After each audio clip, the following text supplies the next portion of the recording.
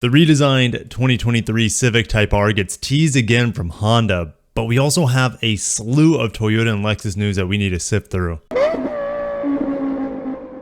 Starting at the Honda newsroom, development of the best performing Civic Type R ever continues at the world famous Sazuka circuit. Of course, that's in Japan, so they're testing the new Civic Type R not only there, they've also confirmed that they're testing it at Nürburgring. We have a bunch of images there, but if we look at the photos that they share, it's still in the camouflage. We still don't have details.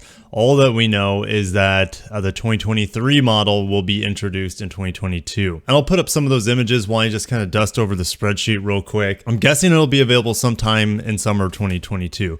Now, I'm expecting it to carry over the same engine, the 2-liter turbo 4-cylinder, 306 horsepower, and 295 pound-feet of torque. But there is a possibility, just like the SI, that they retune it. Now the SI has on paper 5 less horsepower than the previous generation. Do you think that's something that they could do to the Type R to give it a more powerful rev range? I wouldn't put it past them because I think they're doing it for emissions first and foremost. So we could see a Type R, but better torque and horsepower throughout the entire rev range. So that's a possibility. We've also heard rumors that it could be an all-wheel drive hybrid, something similar to like what we see in the NSX, but kind of reversed since it's front engine instead of mid engine. I don't think we're going to see any sort of electrification at all in this new Type R. And what's also interesting is that its cousin, the Integra Type S, we know even less about. And we've heard that they might play with a hybrid system there, but Acura just came out saying that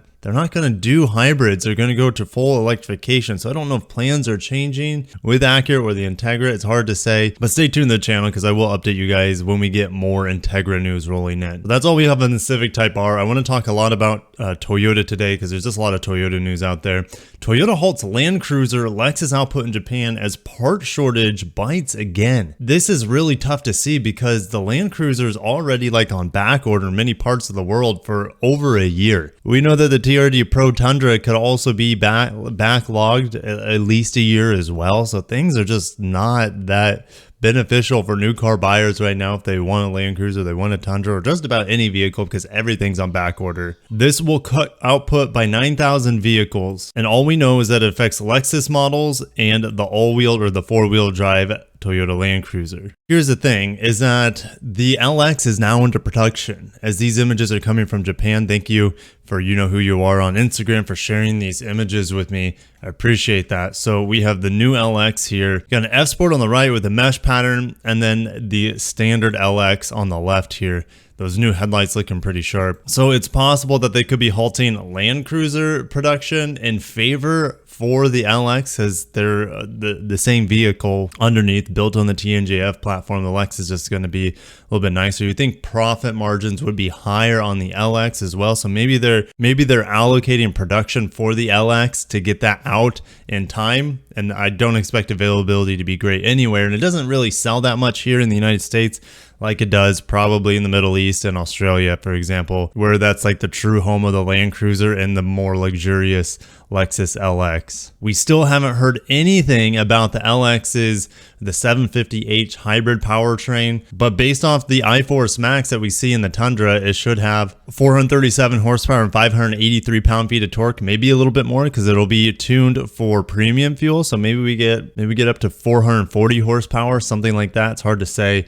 And just finishing out these images, there are quite a bit of LXs that we see here, and that's good to see. It's just who knows when they'll be available for sale here on the US market. Also sent to me on Instagram, I believe this came from like a Supra forum somewhere out there, and take this with a grain of salt. This looks to be legit, but I don't know what the screen is we're looking at. It looks like some sort of internal Toyota screen, but in July of next year, there will be electrical repair for T3, so something maybe for technicians. Again, that's not my specialty, but start of production could be what SOP means here. Supra Manual transmission. Again, take it with a grain of salt. Also, Sequoia Start of production could be in July as well, which we know the Sequoia is coming out next year, so it's not really that big of a surprise, but the Supra Manual transmission is kind of a big surprise. We've been hearing rumors of it, of a GRMN manual transmission with 500 horsepower. Could it be that? Maybe. But even if we had the manual transmission on the Supra 2.0 or 3.0, I'm happy. And I hope this happens. I want this to be real. My gut's telling me that this is real, even though I have no way to trace this. But it's really exciting regardless. I'll see you guys down below. What do you think it's real? It's like aliens. I want to believe they're real. Now, if you guys are here in the United States and want to stay up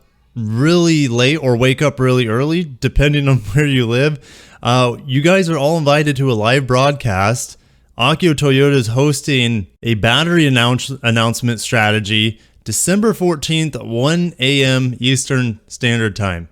I will be in bed, absolutely. There's no way I'm staying up for this. So definitely come back to the channel December 15th because I will give you the rundown of what was announced. Maybe we get some vehicle announcements, some strategy. Now it's hard to say, but I will bring all that information to you on the following day on the 15th. So see you then. And lastly, over the European Toyota newsroom, the all-new Corolla Cross is ridiculous in Europe. It's kind of an econo box here in the United States. We get 3 pretty basic trims here, nothing too crazy.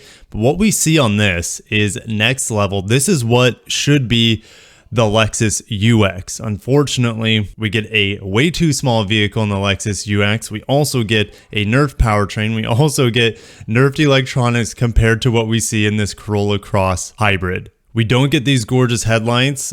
These look incredible. They look like they could be on a Lexus. They get a panel roof.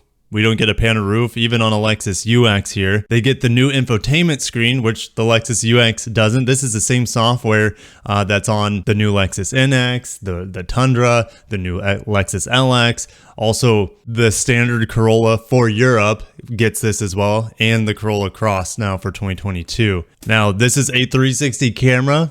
Good luck finding that on a Lexus UX here in the States. And they have a fully digital, looks like a 10-inch screen behind the steering wheel. Navigation pops up in there. Your hybrid drivetrain information pops up in there. So that's like, we don't have that on most Lexus vehicles here in the States. So the fact that this has it is just, it makes me salivate of what's to come for Lexus, but it's also frustrating that Toyotas in Europe are better equipped than Lexus is here stateside. Not only does it get all the goodies on the features, it also gets an upgraded powertrain of 8% over what we see on the Lexus UX. The Lexus UX 250h has a 181 horsepower all-wheel drive electric setup. Well, this Corolla Cross uses the same engine, same batteries probably, but they've refined it and updated it with 197 horsepower, 16 more horsepower than the Lexus UX here in the States. Acceleration is probably going to be a hair quicker as a result too. Now, the only thing I didn't see is no heads-up display. Doesn't mean it doesn't have it. I just didn't see it here in this press release. I guess that's something that the UX can have,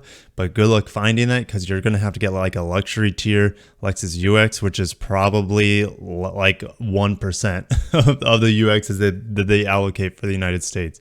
Anyways, guys, yeah, that's just frustrating. Corolla Cross for Europe is the Lexus UX that we should have got here in the States. But anyways, guys, I'm going to end it there. A lot of news today from the Honda Civic to LandCruiser Supra Manual transmission, possibly starting production in the summer. So lots of things. I just wanted to throw it all out there for you guys to enjoy. I'm trying to get caught up with all the news out there. I've been having some friends over. It's been great. So it's also good to get back to work as well. Anyways, guys, I'll see you in the next video. If you enjoyed it, smash the like button, subscribe for more Japanese and Korean auto news. Catch you in the next one. Peace out.